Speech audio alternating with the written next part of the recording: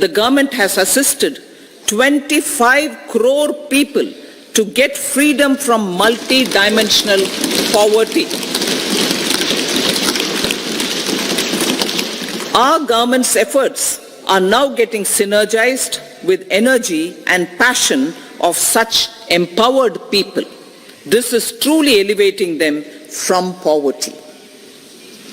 Direct benefit transfer of 34 lakh crore rupees from the government using PM Jan Dhan accounts has led to savings of 2.7 lakh crores of rupees for the government.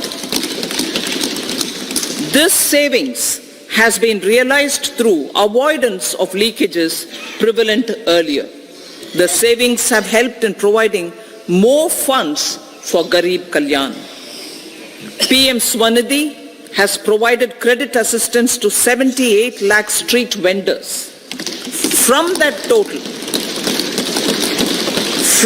total of 78 lakh street vendors, 2.3 lakh have received credit for the third time. PM Janman Yojana reaches out to the particularly vulnerable tribal groups who have remained outside the realm of development so far. PM Vishwakarma Yojana provides end-to-end support to artisans and craftspeople engaged in 18 trades. The schemes for empowerment of Divyangs and transgender persons reflect firm resolve of our government to leave no one behind.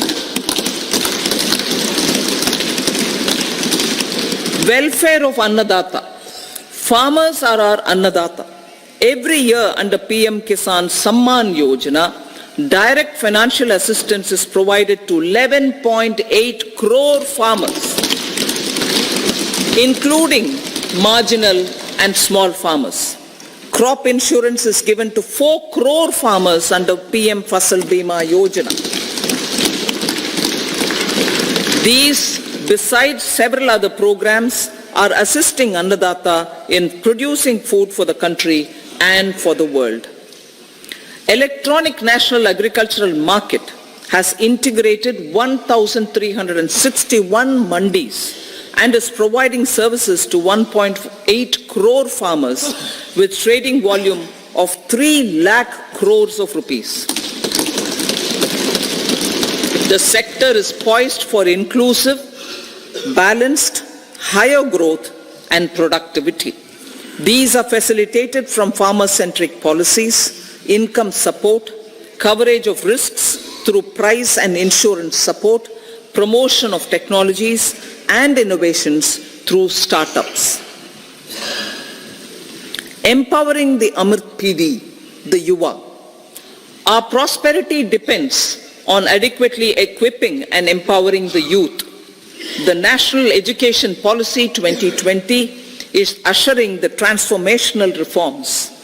PM Schools for Rising India, PM Shri, are delivering quality teaching and nurturing holistic and well-rounded individuals. The Skill India mission has trained 1.4 crore youth, upskilled and reskilled 54 lakh youth, and established 3,000 new ITIs. A large number of institutions of higher learning, namely 7 IITs, 16 triple ITs, 7 IIMs, 15 AIMS, and 390 universities have been set up. PM Mudra Yojana has sanctioned 43 crore loans aggregating to 22.5 lakh crores of rupees for entrepreneurial aspirations of our youth. Besides that, Fund of Funds, Startup India, and Startup Credit Guarantee schemes are assisting our youth. They are also becoming Rozgar Data. The country is proud of our youth scaling new heights in sports. The highest ever medal tally in Asian Games and Asian Para Games in 2023 reflects a high confidence level.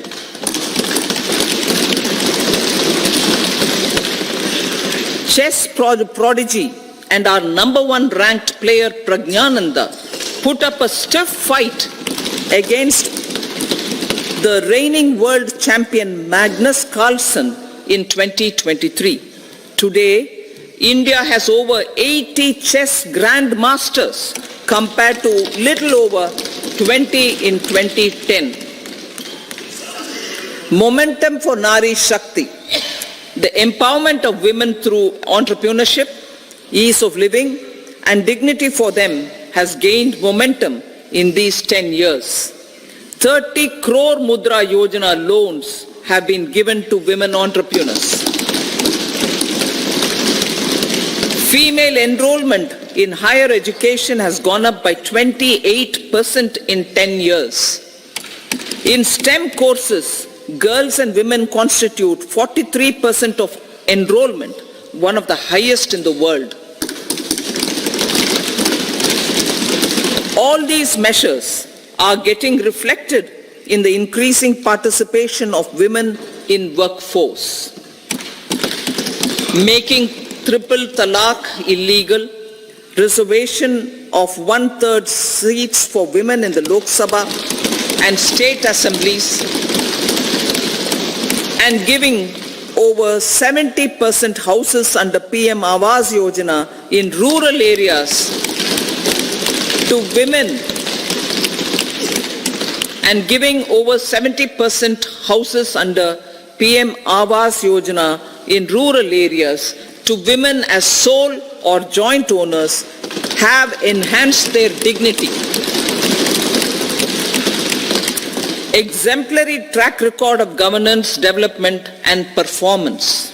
Besides delivering on high growth in terms of gross domestic product, the government is equally focused on a more comprehensive GDP, that is, governance, development and performance.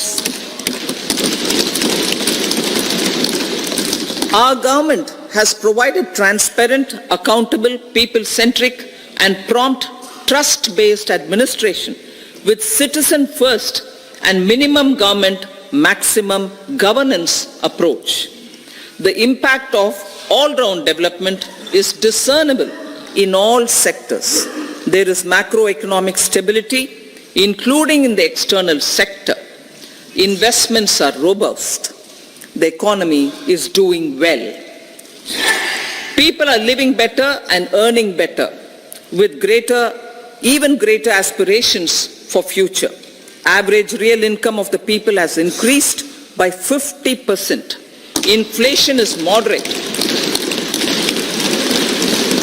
People are getting empowered, equipped and enabled to pursue their aspirations. There is effective and timely delivery of programs and of large projects. Economic management. The multi-pronged economic management over the past 10 years has complemented people-centric, inclusive development. Following are some of the major elements. 1. All forms of infrastructure, physical, digital or social, are being built in record time.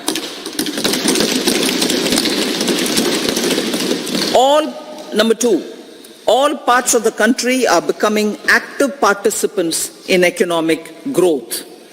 Number 3, digital public infrastructure, a new factor of production as if in the 21st century, is instrumental in formalization of the economy. Number 4, goods and services tax has enabled one nation, one market, one tax. Tax reforms have led to deepening and widening of tax base. Number 5, strengthening of the financial sector has helped in making savings, credit and investments more efficient. Number 6, GIFT, IFSC and the Unified Regulatory Authority, IFSCA, are creating a robust gateway for global capital and financial services for the economy. Number 7, proactive inflation management has helped keep inflation within the policy band. Now the global context, Honorable Speaker, sir. Geopolitically, global affairs are becoming more complex and challenging with wars and conflicts. Globalization is being redefined with reshoring and friendshoring, disruption and fragmentation of supply chains and competition for critical minerals and technologies. A new world order is emerging after the COVID pandemic. India assumed the G20 presidency during very difficult times for the world. The global economy was going through high inflation, high interest rates, low growth, very high public debt, low trade growth, and climate changes. The pandemic has led to a crisis of food, fertilizer, fuel, and finances for the world, while India successfully navigated its way. The country showed the way forward and built consensus on solutions for those global problems. The recently announced India-Middle East-Europe economic corridor is a strategic and economic game changer for India and others. In the words of Honorable Prime Minister, the corridor, and I quote, will become the basis of world trade for hundreds of years to come, and history will remember that this corridor was initiated on Indian soil. Unquote. Vision for Vikasit Bharat. Our vision for Vikasit Bharat is that of prosperous Bharat in harmony with nature, with modern infrastructure, and providing opportunities for all citizens and all regions to reach their potential. With confidence arising from strong and exemplary track record of performance and progress, earning Sabka Vishwas, the next 5 years will be years of unprecedented development and golden moments to realize the dream of developed India by 2047.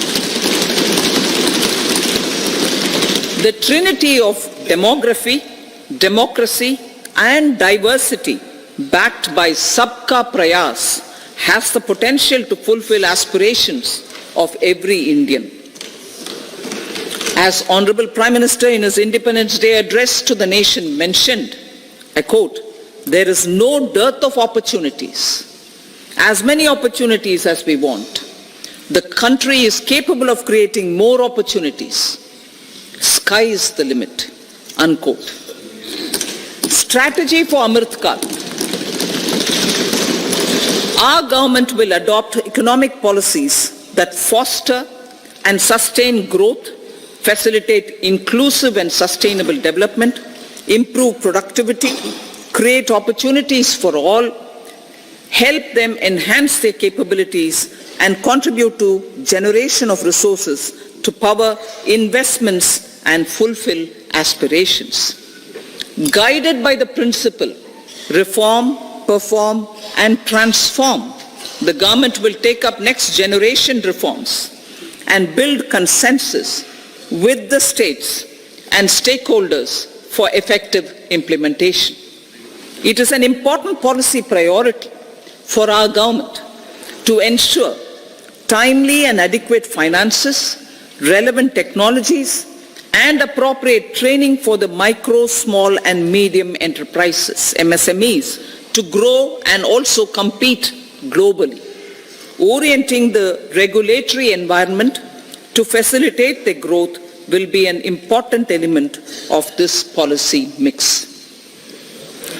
Aligning with the Panchamrit goals, our government will facilitate sustaining high and more resource-efficient economic growth. This will work towards energy security in terms of availability, accessibility, and affordability. For meeting the investment needs, our government will prepare the financial sector in terms of size, capacity, skills, and regulatory framework. Aspirational Districts Program. Our government stands ready to assist the states in faster development of aspirational districts and blocks, including generation of ample economic opportunities. Development of the East. Our government will pay utmost attention to make the eastern region and its people a powerful driver of India's growth. PM Awas Yojana Gramin. Despite the challenges due to COVID, implementation of PM Awas Yojana Gramin continued, and we are close to achieving the target of 3 crore houses. 2 crore more houses will be taken up in the next 5 years to meet the requirement arising from increase in the number of families. Rooftop solarization and Muft Bijli. Through rooftop solarization, 1 crore households will be enabled to obtain up to 300 units free electricity every month. This scheme follows the resolve of Honorable Prime Minister on the historic day of consecration of Sri Ram Mandir in Ayodhya. Following benefits are expected. Savings up to 15 to 18,000 rupees annually for households from free solar electricity and selling the surplus to the distribution companies. Charging of electric vehicles. Entrepreneurship opportunities for a large number of vendors for supply and installation. Employment opportunities for the youth with technical skills in manufacturing, installation, and maintenance. Housing for middle class. Our government will launch a scheme to help deserving sections of the middle class, and I quote from Honorable Prime Minister's words, living in rented houses or slums or chawls and unauthorized colonies, unquote, to buy or build their own houses. Medical colleges. Several youth are ambitious to get qualified as doctors. They aim to serve our people through improved healthcare services. Our government plans to set up more medical colleges by utilizing the existing hospital infrastructure under various departments. A committee for this purpose will be set up to examine the issues and make relevant recommendations. Cervical cancer vaccination. Our government will encourage vaccination for girls in the age group of 9 to 14 years for prevention of cervical cancer. Maternal and child health care. Various schemes for maternal and child care will be brought under one comprehensive program for synergy in implementation. Upgradation of Anganwadi centers under Saksham Anganwadi and Poshan 2.0 will be expedited for improved nutrition delivery, early childhood care and development. The newly designed U-Win platform for managing immunization and intensified efforts of Mission Indradhanush will be rolled out expeditiously throughout the country. Ayushman Bharat. Healthcare cover under Ayushman Bharat scheme will be extended to all ASHA workers, to all Anganwadi workers and helpers. Agriculture and food processing. The efforts of value addition in agriculture sector and boosting farmers' incomes will be stepped up. Pradhan Mantri Kisan Sampada Yojana has benefited 38 lakh farmers and generated 10 lakh employment. Pradhan Mantri Pradhan Mantri Formalization of Micro Food Processing Enterprises Yojana has assisted 2.4 lakh SHGs and 60,000 individuals with credit linkages. Other schemes are complementing the efforts for reducing post-harvest losses and improving productivity and incomes. For ensuring faster growth of the sector, our government will further promote private and public investment in post-harvest activities, including aggregation, modern storage, efficient supply chains, primary and secondary processing and marketing and branding. Nano DAP. After the successful adoption of nano urea, application of nano DAP on various crops will be expanded in all agroclimatic zones. Atmanirbhar Oil Seeds Abhiyan. Building on the initiative announced in 2022, a strategy will be formulated to achieve Atmanirbharta for oil seeds such as mustard, groundnut, sesame, soya bean and sunflower. This will cover research for high-yielding varieties, widespread adoption of modern farming techniques, market linkages, procurement, value addition and crop insurance. Dairy development. A comprehensive program for supporting dairy farmers will be formulated. Efforts are already on to control foot and mouth disease. India is the world's largest milk producer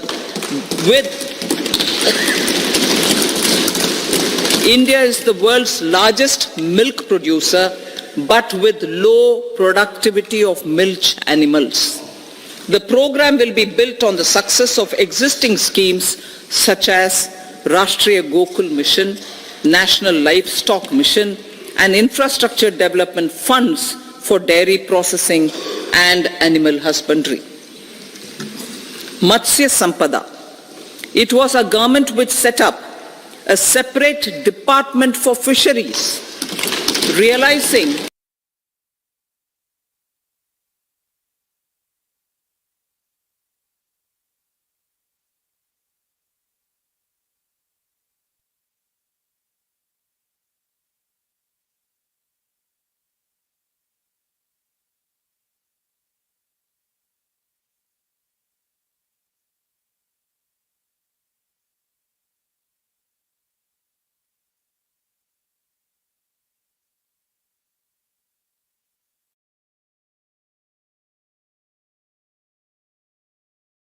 hectare.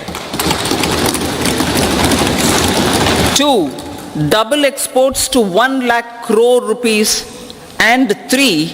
Generate 55 lakh employment opportunities in the near future. 5 integrated aqua parks will also be set up. Lakpati Didi.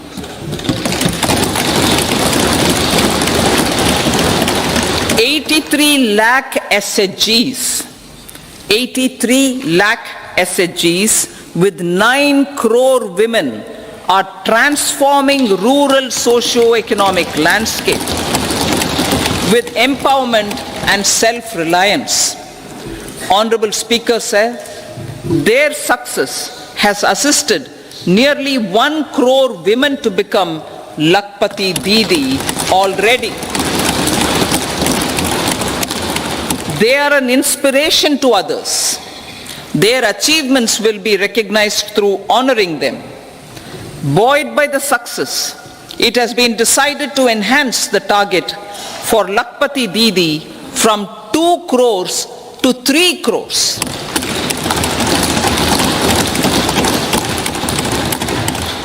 Technological changes, new age technologies and data are changing the lives of people and businesses. They are also enabling new economic opportunities and facilitating provision of high-quality services at affordable prices for all, including those at the bottom of the pyramid. Opportunities for India at the global level are expanding. India is showing solutions through innovation and entrepreneurship of its people. Research and innovation for catalyzing growth, employment and development. Prime Minister Shastri, Prime Minister Lal Bahadur Shastri gave the slogan of Jai Jawan, Jai Kisan. Prime Minister Vajpayee, Atal Bihari Vajpayee ji, made that Jai Jawan, Jai Kisan, Jai Vigyan. Prime Minister Modi has furthered that to Jai Jawan, Jai Kisan, Jai Vigyan and Jai Anusandhan, as innovation is the foundation of development. For our tech-savvy youth, this will be a golden era.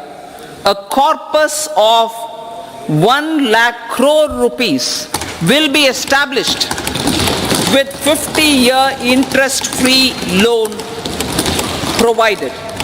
The corpus will provide long-term financing or refinancing with long tenors and low and or nil. I repeat that sentence. The corpus will provide long-term financing or refinancing with long tenors and low or nil interest rates. This will encourage the private sector to scale up research and innovation significantly in sunrise domains. We need to have programs that combine the powers of our youth and technology. A new scheme will be launched for strengthening deep tech technologies for defense purposes and expediting Atmanirbharta. Infrastructure development. Building on the massive tripling of the capital expenditure outlay in the past 4 years, resulting in huge multiplier impact on economic growth and employment creation, the outlay for the next year is being increased by 11.1% to 11,11,111 crore rupees.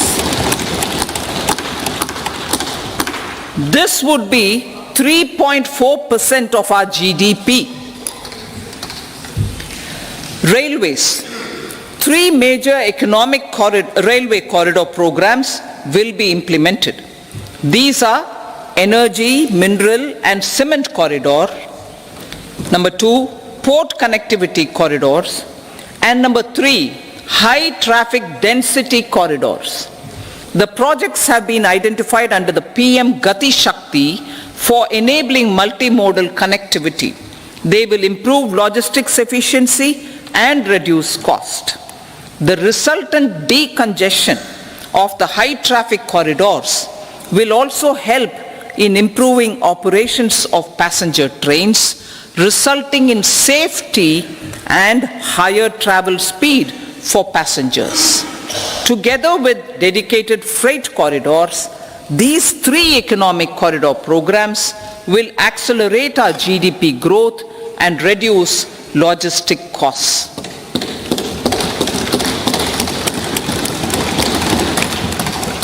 40,000 normal rail bogies will be converted to Vande Bharat standards to enhance safety, convenience and comfort of passengers. Aviation sector. The aviation sector has been galvanized in the past 10 years. Number of airports have doubled to 149. Rollout of air connectivity to Tier 2 and Tier 3 cities under Udan scheme has been widespread. 517 new routes are carrying 1.3 crore passengers. Indian carriers have proactively placed orders for over 1,000 new aircrafts. Expansion of existing airports and development of new airports will continue expeditiously. Metro and Namo Bharat. We have a fast expanding middle class and rapid urbanization is taking place. Metro rail and Namo Bharat can be the catalyst for the required urban transformation. Expansion of these systems will be supported in large cities focusing on transit-oriented development. Green energy. Towards meeting our commitment for net zero by 2070, the following measures will be taken. Viability gap funding will be provided for harnessing offshore wind energy, potential for initial capacity of 1 gigawatt. Coal gasification and liquefaction capacity of 100 metric tons will be set up by 2030. This will also help in reducing imports of natural gas, methanol and ammonia. Phased mandatory blending of compressed biogas in compressed natural gas for transport and piped natural gas for domestic purposes will be mandated. Financial assistance will be provided for procurement of biomass aggregation machinery to support collection. Electric vehicle ecosystem.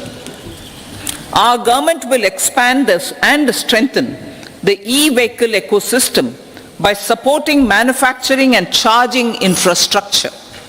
Greater adoption of e-buses for public transport networks will be encouraged through payment security mechanism. Biomanufacturing and biofoundry. For promoting green growth, a new scheme of biomanufacturing and biofoundry will be launched. This will provide environment-friendly alternatives such as biodegradable polymers, bioplastics, biopharmaceuticals, and bioagri inputs. This scheme will also help in transforming today's consumptive manufacturing paradigm to the one based on regenerative principles. Blue Economy 2.0. For promoting climate resilient activities for Blue Economy 2.0, a scheme for restoration and adaptation measures and coastal aquaculture and mariculture with integrated and multi-sectoral approach will be launched. Comprehensive development of tourist centers. The success of organizing G20 meetings in 60 places presented diversity of India to global audience. Our economic strength has made the country an attractive destination for business and conference tourism. Our middle class also now aspires to travel and explore. Tourism, including spiritual tourism, has tremendous opportunities for local entrepreneurship. States will be encouraged to take up comprehensive development of iconic tourist centers, branding and marketing them at global scale. A framework for rating of the centers based on quality of facilities and services will be established. Long-term interest-free loans will be provided to states for financing such development on matching basis.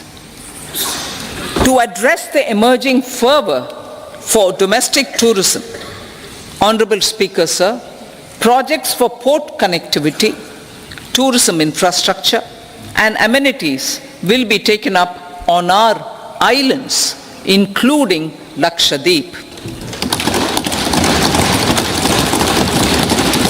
This will help in generating employment also. Promoting investments. The FDI inflow during 2014 to 23 was 596 billion US dollars, marking a golden era. That is twice the inflow during 2005 to 14. For encouraging sustained foreign investment, we are negotiating bilateral investment treaties with our foreign partners in the spirit of First Develop India. FDI is First Develop India. Reforms in the states for Vikasit Bharat. Many growth and development enabling reforms are needed in the states for realizing the vision of Vikasit Bharat. A provision of 75,000 crore rupees as 50-year interest-free loan is proposed this year to support those milestone-linked reforms by the state governments. Societal changes. The government will form a high-powered committee for an extensive consideration of the challenges arising from fast population growth and demographic changes. The committee will be mandated to make recommendations for addressing these challenges comprehensively in relation to the goal of Vikasit Bharat. Amrit Kal as Kartavya Kal. Our government stands committed to strengthening and expanding the economy with high growth and to create conditions for people to realize their aspirations. Honorable Prime Minister in his Independence Day address to the nation in the 75th year of our Republic said, and I quote, "We commit ourselves to national development with new inspirations, new consciousness, new resolutions as the country opens up immense possibilities and opportunities. It is our Kartavya Kal." Unquote. Every challenge of the pre-2014 era was overcome through our economic management and our governance. These have placed the country on a resolute path of sustained high growth. This has been possible through right policies, true intentions, and appropriate decisions. In the full budget in July, Honorable Speaker, our government will present a detailed roadmap for our pursuit of Vikasit Bharat.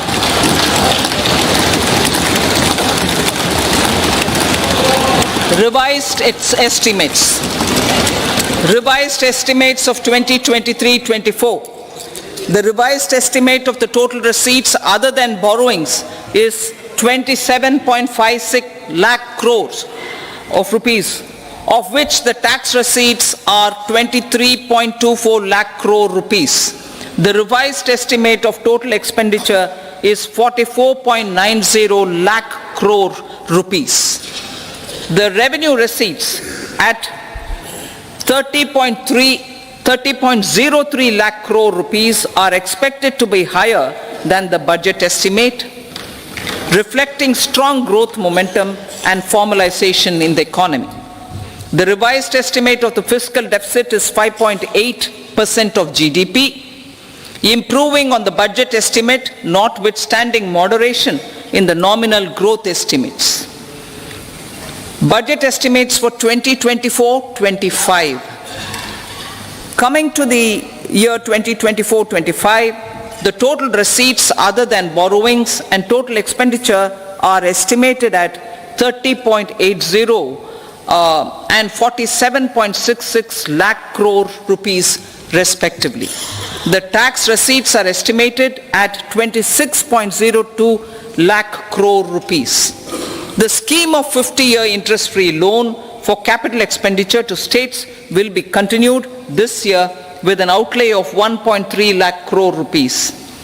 We continue on the path of fiscal consolidation as announced in my budget speech of 2021-22 to reduce fiscal deficit below 4.5% by 25-26. The fiscal deficit in 2024-25 is estimated to be 5.1% of GDP, adhering to that path. So the gross and net market borrowings through dated securities during 24-25 are estimated at 14.13 lakh crore rupees and 11.75 lakh crore respectively.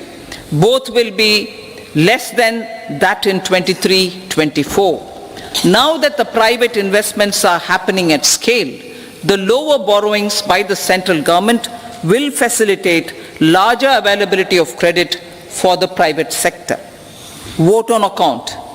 I'll be seeking vote on account approval of the Parliament through the appropriation bill for a part of the financial year 2024-25. I will now move to part B. Honorable Speaker, sir, over the last 10 years, the direct tax collections have more than trebled and the return filers swelled 2.4 times. I would like to assure the taxpayers that their contributions have been used wisely for the development of the country and welfare of its people. I appreciate the taxpayers for their continued support. The government has reduced and rationalized tax rates. Under the new tax scheme, there is now no tax liability for taxpayers with income up to 7 lakh rupees, up from 2.2 lakh rupees in the financial year 2013-14. The threshold for presumptive taxation for retail businesses was increased from 2 crores to 3 crores. Similarly, the threshold for professionals eligible for presumptive taxation was increased from 50 lakh rupees to 75 lakh rupees. Also, corporate tax rate was decreased from 30% to 22% for existing domestic companies and to 15% for certain new manufacturing companies. Honorable Speaker, sir, in the last 5 years, our focus has been to improve taxpayer services. The age-old jurisdiction-based assessment system was transformed with the introduction of faceless assessment and appeal, thereby imparting greater efficiency, transparency, and accountability. Introduction of updated income tax returns, a new Form 26AS, and pre-filling of tax returns have made filing of tax returns simpler and easier. Average processing time of returns has been reduced from 93 days in the year 2013-14 to a mere 10 days this year, thereby making refunds faster. Indirect taxation. By unifying the highly fragmented indirect tax regime in India, the GST has reduced the compliance burden on trade and industry. The industry has acknowledged the benefits of GST. According to a recent survey conducted by a leading consulting firm, 94% of industry leaders view the transition to GST as largely positive. According to 80% of the respondents, it has led to supply chain optimization, as elimination of tax arbitrage and octroi has resulted in disbanding of checkposts at the state and city boundaries. At the same time, tax base of GST more than doubled and the average monthly gross GST collection has almost doubled to 1.66 lakh crores this year. States too have benefited. States' SGST revenue, including compensation released to states in the post-GST period of 2017-18 to 2022-23, has achieved a buoyancy of 1.22. In contrast, the tax buoyancy of state revenues from subsumed taxes in the pre-GST 4-year period of 2012-13 to 2015-16 was a mere 0.72. The biggest beneficiaries are consumers, as reduction in logistic cost and taxes have brought down prices of most goods and services. We have taken a number of steps in customs to facilitate international trade. As a result, the import release time declined by 47% to 71 hours at inland container depots, by 28% to 44 hours at air cargo complexes, and by 27% to 85 hours at seaports over the last 4 years since 2019, when the national time release studies were first started. Tax proposals. As for tax proposals, in keeping with the convention, I do not propose to make any changes relating to taxation and propose to retain the same tax rates for direct and indirect taxes, including import duties. However, certain tax benefits to startups and investments made by sovereign wealth or pension funds, as also tax exemption on certain income of some IFSC units, are expiring on 31/3/2024. To provide continuity in taxation, I propose to extend the date to 31/3/2025. Moreover, in line with the government's vision to improve ease of living and ease of doing business, I wish to make an announcement to improve taxpayer services. There are a large number of petty, non-verified, non-reconciled or disputed direct tax demands, many of them dating as far back as 1962, which continue to remain on the books, causing anxiety to honest taxpayers and hindering refunds of subsequent years. Honorable Speaker, sir, I propose to withdraw such outstanding direct tax demands up to 25,000 rupees pertaining to the period up to financial year 2009-10 and up to 10,000 rupees for financial years 2010-11 to 2014-15. This is expected to benefit about 1 crore taxpayers. 1 crore taxpayers would benefit out of this. Economy then and now. In 2014, when our government assumed the reins, the responsibility to mend the economy step by step and to put the governance systems in order was enormous. The need of the hour was to give hope to the people, to attract investments, and to build support for the much needed reforms. The government did that successfully, following a strong belief of nation first.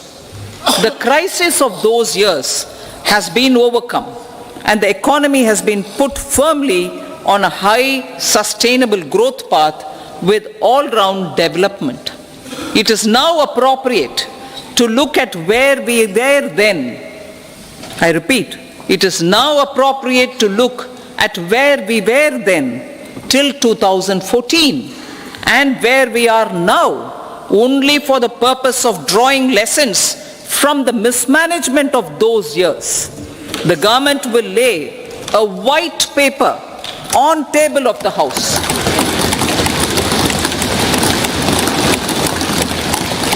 The exemplary track record of governance, development and performance, effective delivery and Jan Kalyan has given the government trust, confidence and blessings of the people to realize whatever it takes.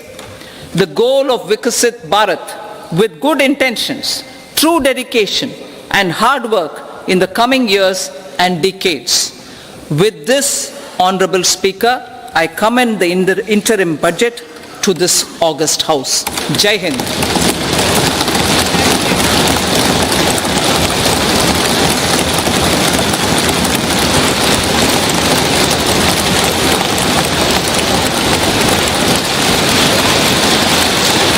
Item number 2, Srimati Nirmala Sitharaman ji.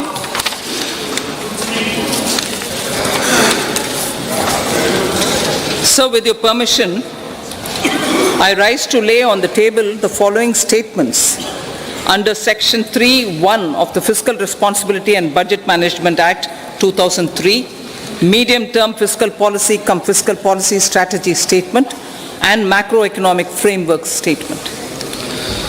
Item number 3, Srimati Nirmala Sitharaman ji. Sir, with your permission, I rise to move for leave to introduce the Finance Bill 2024. प्रश्न ये है कि विधेयक को पुनर्स्थापित करने की अनुमति प्रदान की जाए।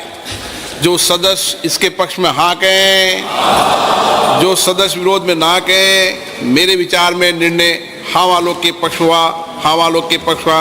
माननीय मंत्री जी विधेयक को पुनर्स्थापित करें। Sir, I introduce the bill. सभा की कार्रवाई शुक्रवार दिनांक 2 फरवरी 2024 को प्राप्त 11 बजे तक के लिए स्थगित की जाती है।